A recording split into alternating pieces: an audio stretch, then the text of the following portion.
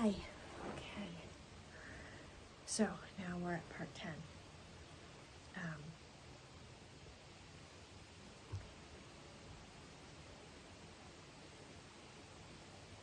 I'm just wanting to get this all out. So whether this is for the documentary or it's for a writer or it's for my family, whatever, I'm just wanting to get it all out. So it's not my idea of a good time, and it's really tiring, but I'm almost done, and I really want to, today is Thursday, I'd like to have it done by tomorrow so I go into the weekend and I can rest and have this completed. Which brings me to tenacity. You know, whatever it is I do, if it is triathlons or running or bodybuilding, whatever it is, here's my bodybuilding trophies. I try to be the best I can be. So I shoot for who is my age, my size, who is the very best, and what sort of training are they doing to be the very best. You know, Tony Robbins talks about success leaves clues, and so I was trained in listening to Tony to do that, and so I have always strived to do like the best I could be. A part of that is feeling like I am a burden in this world. God loves me, but I am pretty socially unacceptable. You know, if they only knew. If people like me or whatever, well, if they knew the whole story, and based on everything you've heard, you can understand why. So I always felt like I needed to pay off or reward people. I don't know if you can hear me, I'm talking softer. Okay, that's a little too close. For being my friend. Like you're being my friend, I'm going to buy you gifts and do things for you and try not to be a burden on our friendship so that you'll keep being my friend. And there have been probably 3 different times that somebody's husband made a pass at me. I let that one go. I let the second one go. The third one, I tell the wife. And the wife's response is usually, I believe you, thank you for telling me, and now stay out of my life. Get out of my world, stay out of my life.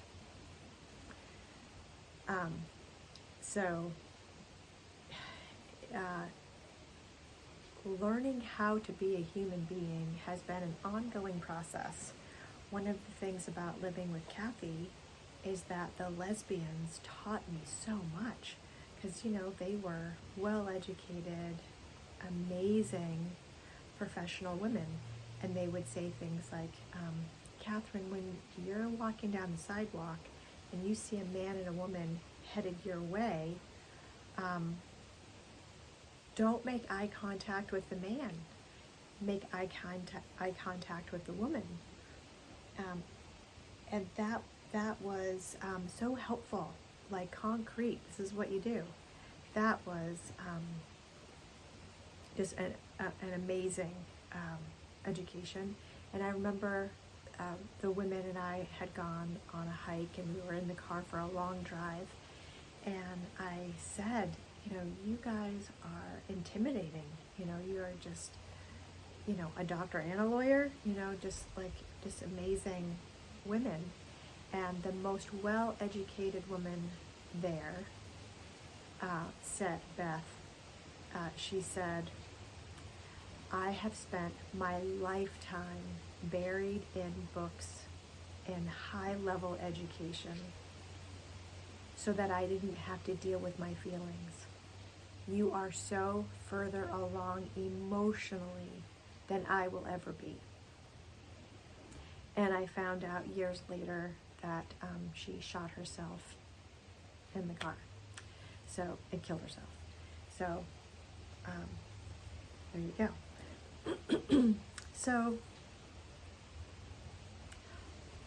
friendships, relationships have always been an ongoing challenge.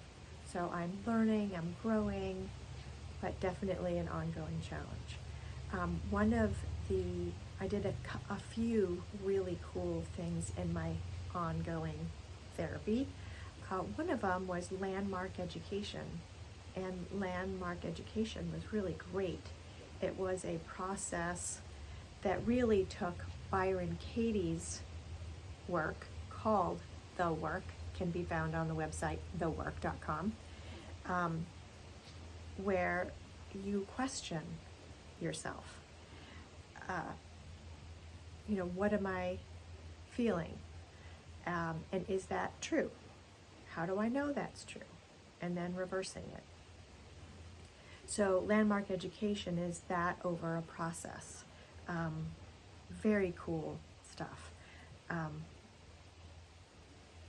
There are some really witnessing people on stage as a volunteer, and you're just like, wow, this is incredible.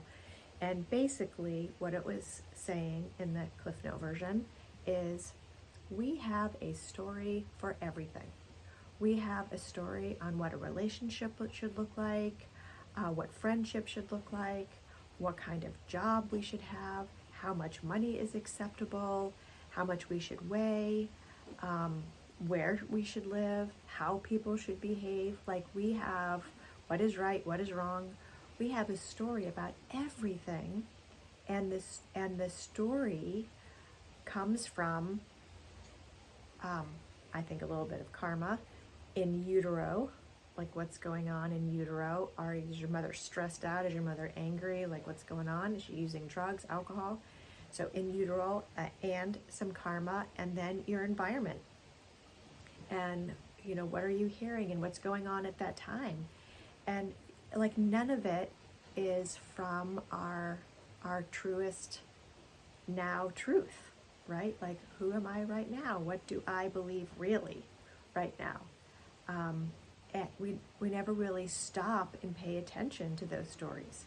And so Tony Robbins is always about, the story, and Byron Katie is about the story, and landmark education was about the story. And that was really helpful. What is my story, right? And then a lot of the classes that I took at Unity, what are you making up about I don't deserve abundance, and I don't deserve to be, healthy or whatever, or happy or whatever. So that was really cool. And then another one of the greatest therapeutic things I did was I went to a program called the Hoffman Institute. And the Hoffman Institute, John Bradshaw back in the day and Joan Borsinko were huge advocates of this process. And you go and you live in a residential house with with other people like yourself for a week.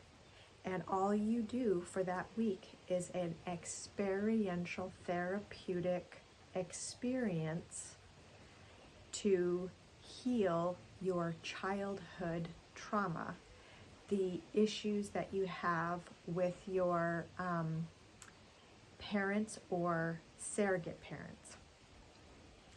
So that was awesome. And one of the coolest things that came out of that was a couple things, but one of them was, when you get there, they take your picture and you wear a name tag for what you were called when you were a kid. So I was Big Mouth, my brother was Demi, and my sister was Rotten. But boy, other people had different names. And it's a body, mind, spirit trinity that they're working with for that week-long process. It's like 10 years of great therapy in a week. So one of the first things that they do, take your picture, there's a big group, and then you have little groups, and then you have roommates, and everything is specific. Like everything is conscious. Like they are putting you in a room with specific people, and the whole thing is very thought out, and you do like this huge stack of paperwork before you go. So they start with this meditation, and it's like 45 minutes, and you're tired, you know, it is 45 minutes, and you're going down the stairs and down, and you're there, and you're supposed to connect with your guide who is going to be with you, a spiritual connection to take with you on this journey for this week. So I go down, and then my teacher, Barbara, went around and asks everybody, you know, in your ear, you know, what's the name of your guide, right? And she comes around to me, and I heard 2 words, the wind. The wind. What is your name? The wind. Okay, Barbara comes around, and I say, the wind. And she's like, oh, you know, this is why you're here. This is a part of the process. I mean, you can't even connect with a guide, never mind human beings. You know, your level of trauma, blah, blah, blah, blah, right? And, you know, go down again and see if you can get a name. Fine. So I go down again, and I'm like, you heard her. You know, can I have a name? And I heard a foreign accent. And remember, like when my dad died, it's not a voice, it's an impression, right? So I heard in my inner hearing, if that makes sense, Mikhail, like Mikhail, but like a Russian or something, Mikhail. Barbara never came around. I never mentioned it again. Didn't even think about it for the rest of the process. And by the way, the process was fantastic.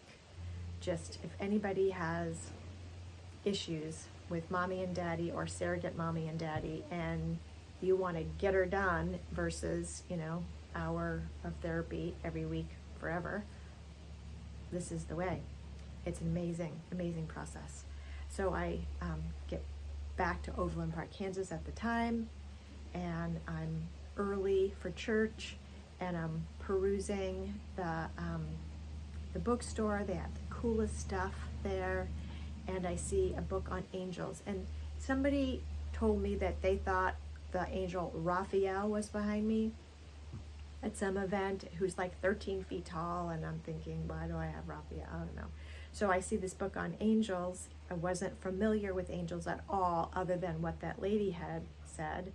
So I'm just paging through the book. So I open the book, and I see Michael. And I'm like, huh. So I turn to Michael, and it said, Archangel Michael, also known as, be ready to be freaked out, the wind. I shit you not. And I was just like, I don't have trouble connecting, you know, take that, Barbara. You know, it was really cool. So from a spiritual perspective, this dude, Michael, who my family wasn't Catholic, we weren't, you know, churchgoers. Growing up in a, you know, the fundamentalist church that I went to, there was no, you know, really didn't talk about angels, wasn't a thing. So this Michael dude plays this huge role. Like he shows up at the Hoffman process, And many times after the divorce, moving forward, that this Michael angel would show up.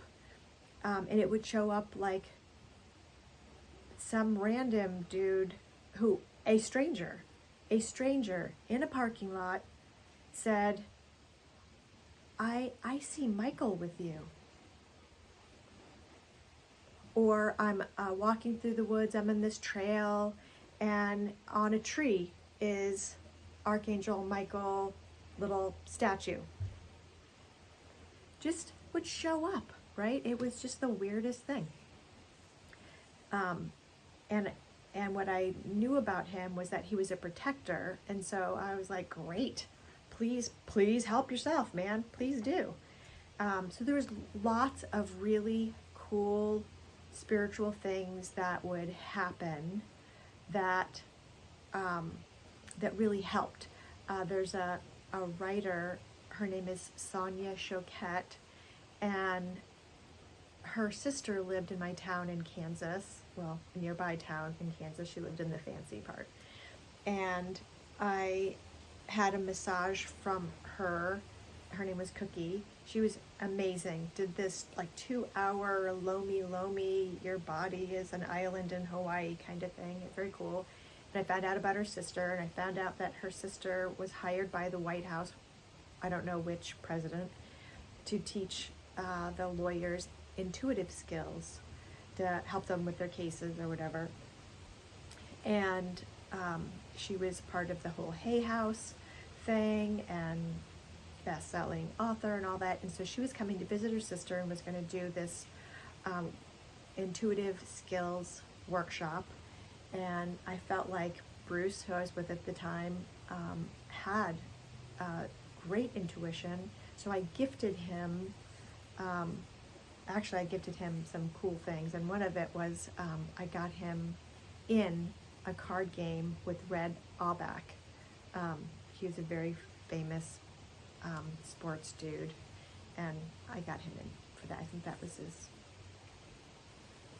40th birthday or whatever it was, 50th birthday, whatever. That, and then this thing with Sonia, and he's like, I'm not going to go if you don't go. So we both went, and part of the process was running your hands over a human being, and then feeling, is there heat? Is there color? Is there, whatever? And you do it 3 times, and like, I don't feel like I have any psychic anything. So I do this lady, and every time I got to her belly button, just between her vagina and her belly button, I would see black, like a black hole, and I felt cold, and 3 times. And so then you had to tell the person what you felt, and I'm like, please don't listen to me because I don't know what I'm talking about.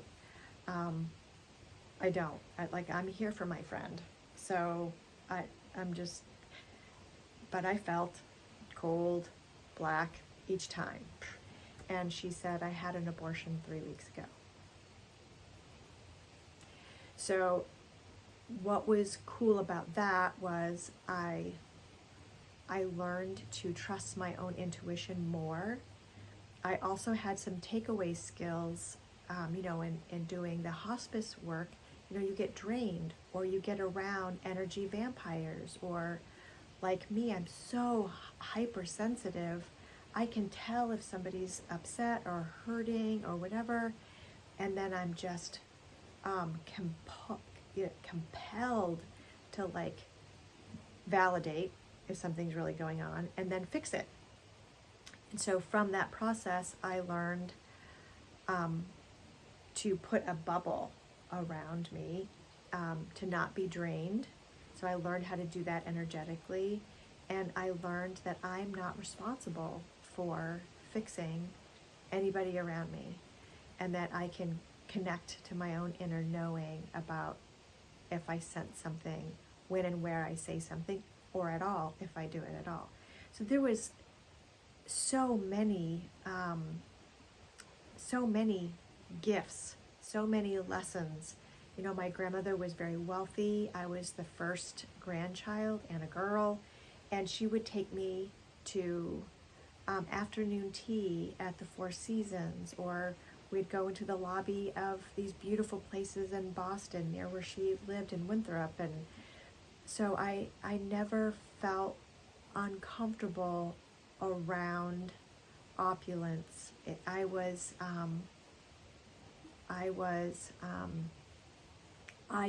had a level of appreciation growing up. You know, I didn't have that, and I appreciated it. I didn't need it. If I got it, I got it. If I didn't, I didn't. But I really appreciated the beautiful things that were given to me, or that I earned, or that I saw. And I'm still that way today, where at the Unity Church, they would have abundance classes, and there were so many people who felt so uncomfortable in a fancy store. Just walking in the store was hard for them, or ordering a piece of pie in the non-busy hours of a really nice restaurant. They just felt like everybody knew they were poor and didn't belong there. So I was really grateful for all these different things that happened. There were so many spiritual validation things that just supported me. Like, okay, you know, human beings might be interesting to deal with, but there is, behind the veil, there is love and support, and I'm not alone, and I'm even being guided and supported in a really meaningful way. That was really awesome, very helpful. So now, back up to where we had left off, I own my own home. I have a new trusty vehicle that I can live out of if they find out that I really don't own the house. You know, that's sort of how I was thinking at the time. I had excellent credit. I was making more than enough money, and like everything was really going well. And I said no to Bruce regarding marriage. I'm really interested in this guy, Andy, and I'm still traveling. I sort of got screwed over by the company. I want to quit. I got the certificate of excellence thing, which, by the way, I was on a plane, and this little girl was drawing a picture, and she drew a picture of her version of me, and she said, "You are a nice NISE person." So when I got home, she gave it to me. So when I got home, I took that certificate of sales excellence, and I replaced it with this picture, "You are a nice person," because that meant so much more to me than that. So Andy said, "Why don't you come to work for me?" Right? Like, come to work for me. And I had also not only bought the house, but I bought quite a few acres of undeveloped land nearby where I lived. And that was like what I did in Kansas when I took my inheritance and bought the 92 acres. I bought this 38-acre parcel of land as my security net, as my retirement, just because I didn't have a 401k or anything like that. So I bought that, and Andy is a developer, and his family is phenomenal, and he said, "I can help you develop your land. Take out a second mortgage on your house, pay for this land development, and I'll do all of the work. I'll do the excavating and the rock, because he had a gravel pit and all this stuff. So I am took out a second mortgage. I'm taking out all this money. I'm paying Sebago Technics for plans and aerial shots, and I'm, figuring out how I can divide the land, and I'm doing all this stuff. My money, my money, my money. And now, I quit. I quit, and so now I have no money coming in. Well, I do have money coming in, but not a lot of money. And you have some money coming in, and I'm just pouring money into this project. And Andy's saying we're going to get married, and I've never. It was the healthiest, most beautiful relationship I had ever had in my lifetime, and I had never been happier in my life, other than when I had my little kids and I was playing with them. But just as a grown-up, like, so happy. And then, what did my grandmother say?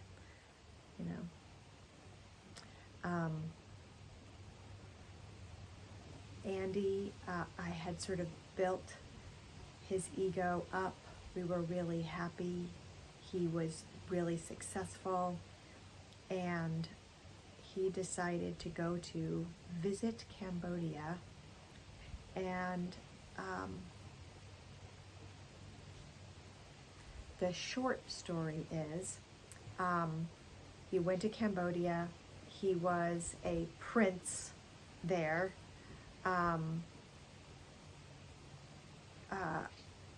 All the virgins you wanted. I mean, families were like throwing, all they had was their virgins. The average age was 25. And he got married to a Cambodian and then reneged on that and started selling drugs, and went to a Cambodian, you can't make this shit up. He went to a Cambodian prison. His family had to spend hundreds of thousands of dollars to make sure they kept him alive. He was in the paper, Cambodian government, it puts a strong message out to Americans, you can't, whatever. And he actually was able to have a cell phone, a track phone, to let his family know he was okay. And he would call me on occasion from a cell with 63 other people, where you have to go to the bathroom in I don't know what you call it, this thing. Anyway, it was awful. So he is gone out of the picture. I am stuck with a second mortgage, debt, and 2008 hit, and recession, trying to find a job.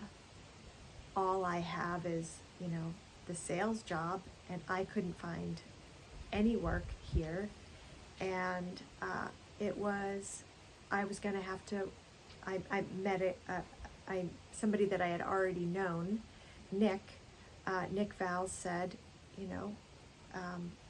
live with me, I'll teach you how to rent your house, so that the rental will pay for summer rental. I got like $3,000 a week for my house, and lived with him, and he was awesome as long as he was pursuing me.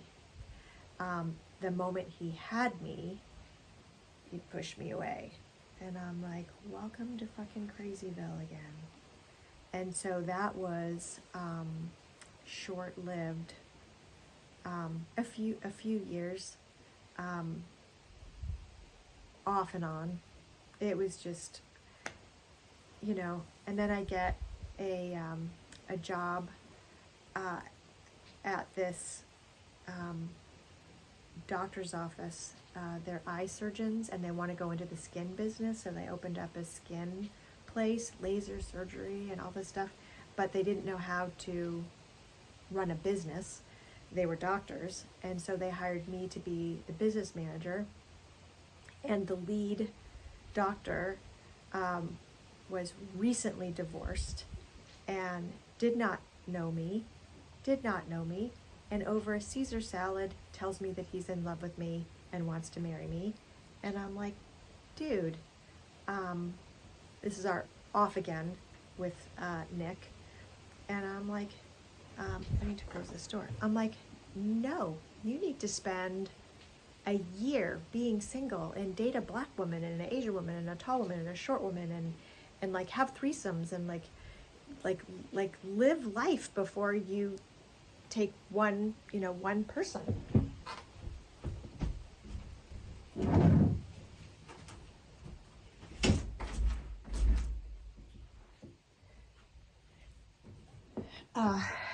And he was going to go on his first date. So like Jim King, I teach him how to do his first date. And I'm like, please do not attach to the first person you see, right?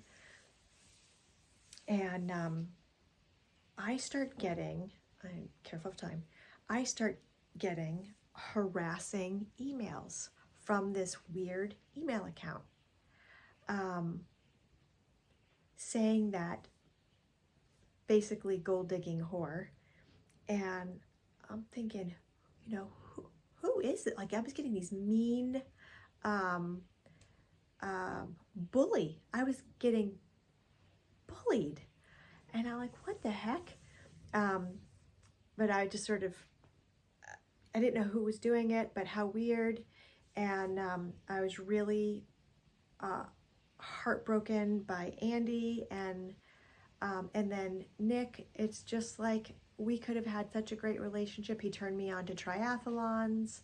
I did 2, used to work out with him all the time. He was sort of an odd duck and I'm an odd duck, and I got to meet the coolest people with him, and he really helped me. He wasn't somebody to give me money, but he helped me figure out, how to do the rentals, and he was just a good guy, couple of kids. His kids did not like me. Well, his oldest son did not. And if you ever marry Catherine, you will never see me again. So, and his boys were a higher priority than anything else. So I'm sure, kind of like Kathy and her sister. There you go. So, so the surgeon is all over me, and I'm like, you need time, dude. Don't hook up with the first person. And that woman that he went on a date with was telling her people, I'm going to marry a doctor. And sure enough, they got married. And then my next email bully is, what's the matter? Couldn't close the deal? You're not even good enough to close the deal? And I'm like, who the fuck are you?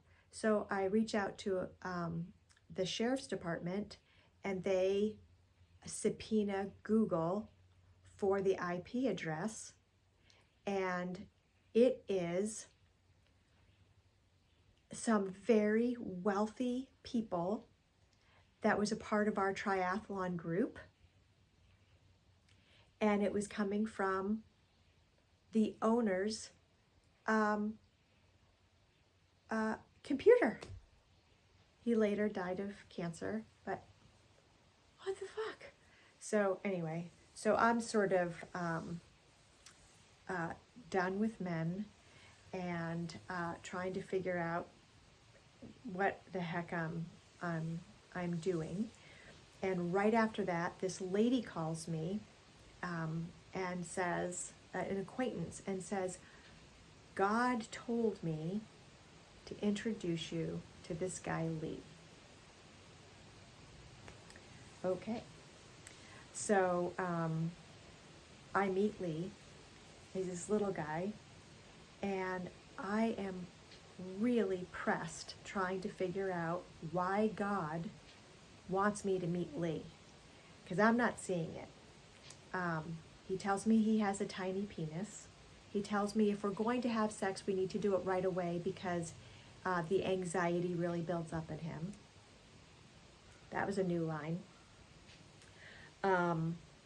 He tells me if I play my cards right, he will take me to Bermuda.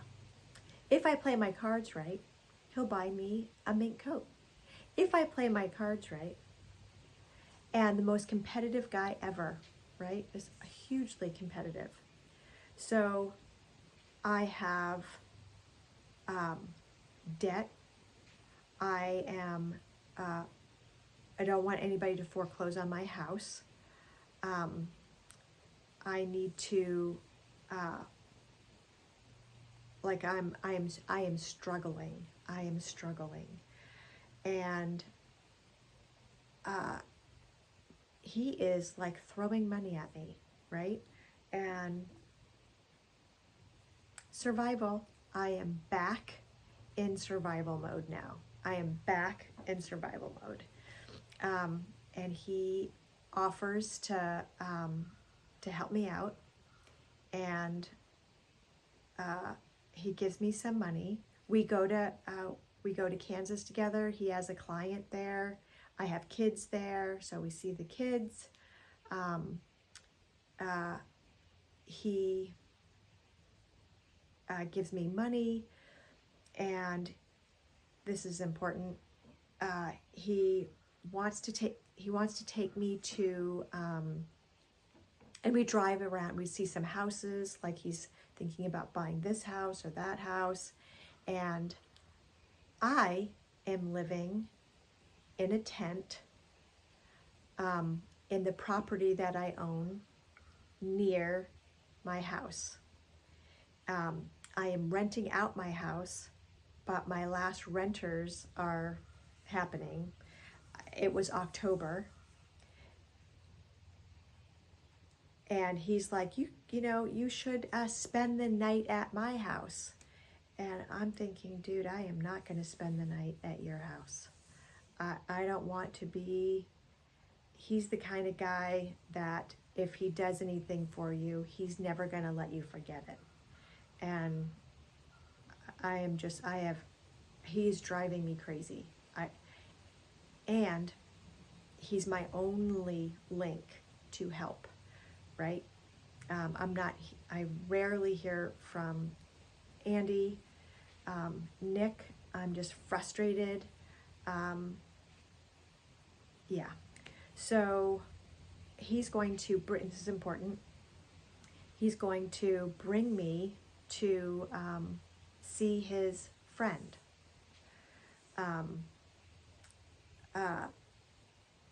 Okay.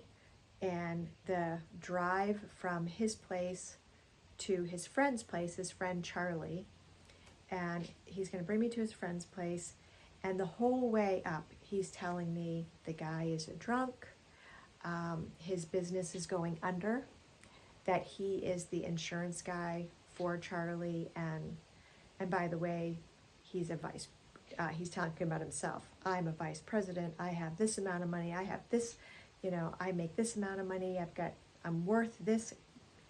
It was never ending, right? So, so he's telling all these horrible things about Charlie, and he had a threesome, 2 girls and him. I'm just like, you're saying that like that's a bad thing, right? So we pull in to the drive. We're in the country. We're in the woods of Maine. This is beautiful. And then we turn the corner and come into the driveway. There's this lake that's way bigger than my place. There's grown-ups in the house, and there's this one dude walking across the driveway with a dog and all these little kids following him.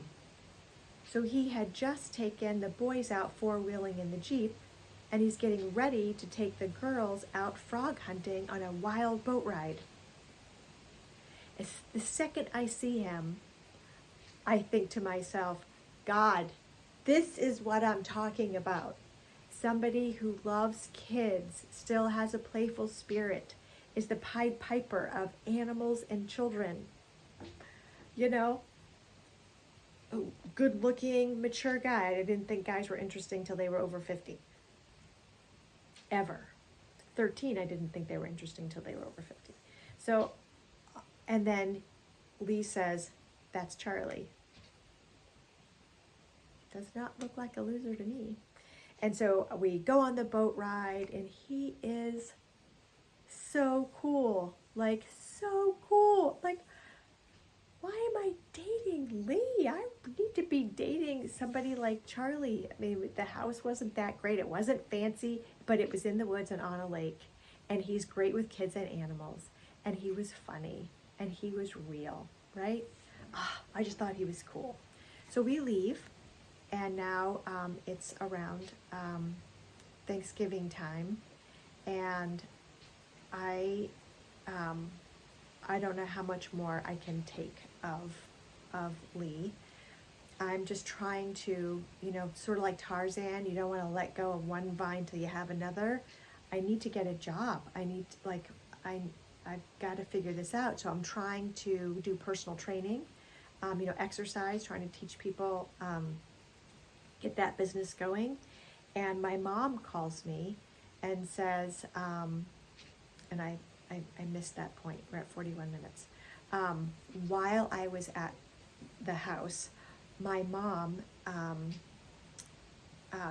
my stepfather passes away, and my mom moves in with me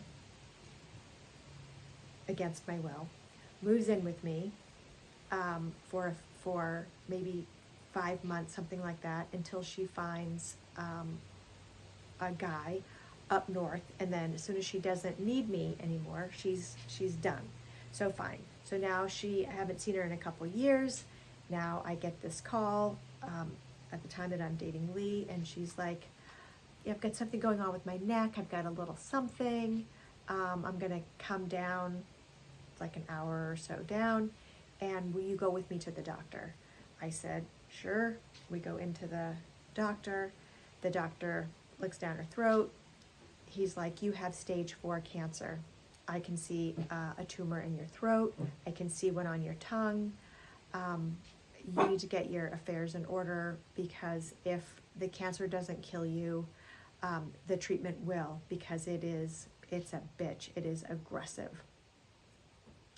And as we leave the appointment, my mom says, can I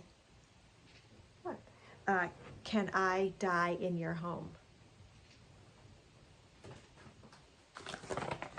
She's like, "Your brother and sister can't handle this." So, okay.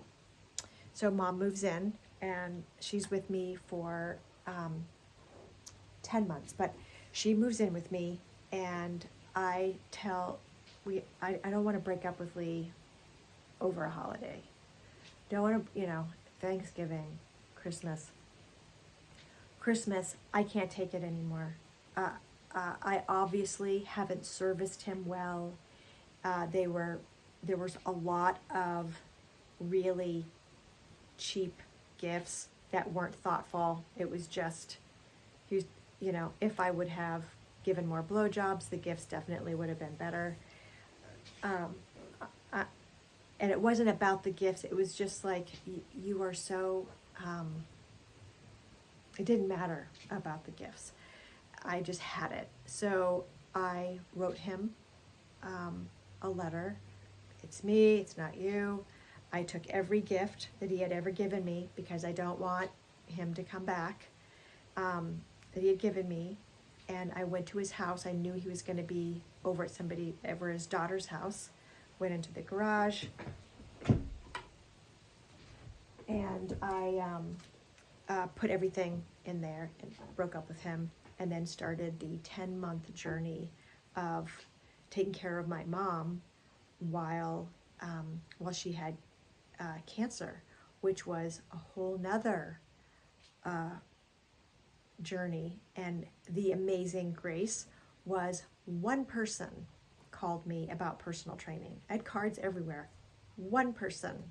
And it was a very wealthy individual, and her husband was having trouble. He had been sick. He needed to get his strength back. Thought that she could cheer him up with me. And so twice a week, I would go and train him And that was the only money I had. And he had been a huge donator at a local hospital, so I was able to get the ball rolling for home health because we had a port cath and a feeding tube. And so he pulled some strings, and main care, the welfare hadn't kicked in for my mom. And so we were able to get things going, and the oncology gave me free cases of liquid food for her feeding tube. And it was just, he was awesome, and it was perfect timing. And when she was well, so was he. And then mom was gone.